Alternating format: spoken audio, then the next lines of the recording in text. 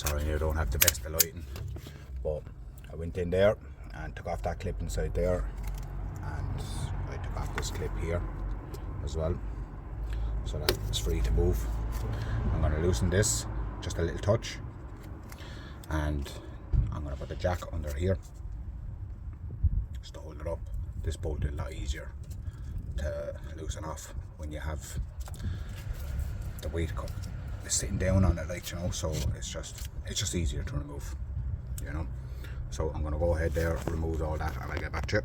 And what I done was I loosened the bolt and I brought it up level with the top of the bolt there, and then I got a hammer to it, 2-3 belts. She pops straight through.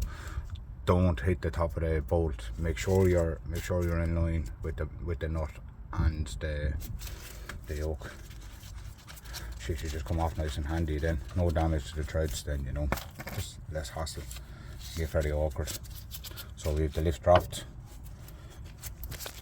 And it'll tap now again, she'll come out. She's out now. She's sitting up herself there anyway, so all is good, the joint is alright. So now what I'm going to do is, I had this loosened, I'm going to twist this off. For every twist that I do, I'm going to count, you know, so I put it back on the same amount the whole way down, then and tighten it back up. You know, your tracking won't be off too much. Then if you need your tracking done, you can go to the garage. If you have the tools, you can do the tools. I'll be back to you there in a minute. I'm just going to remove it all there now again.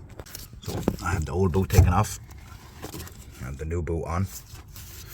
I have a lot of power steering fluid after coming out through it, so the seal is gone on the inside. So I put this boot on, because there was no rip in this, there was a rip in the other one, and I've all the fluid coming out, so I'm in it nice and tight on both sides. Just want to get a few days out of it while I'm waiting for the new one to come in, and then I'll get back to you doing that one as well. So I'll put this one back on up to the line where she was, and then when I took this off, it was 30 turns to the left, and it was going to be 30 turns to the right.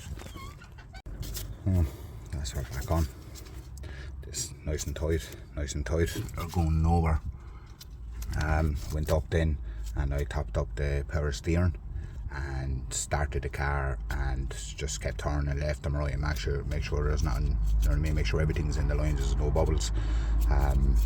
Yeah, so that's it then, basically. Put back on your wheel. Away you go. That part will be here in a few days.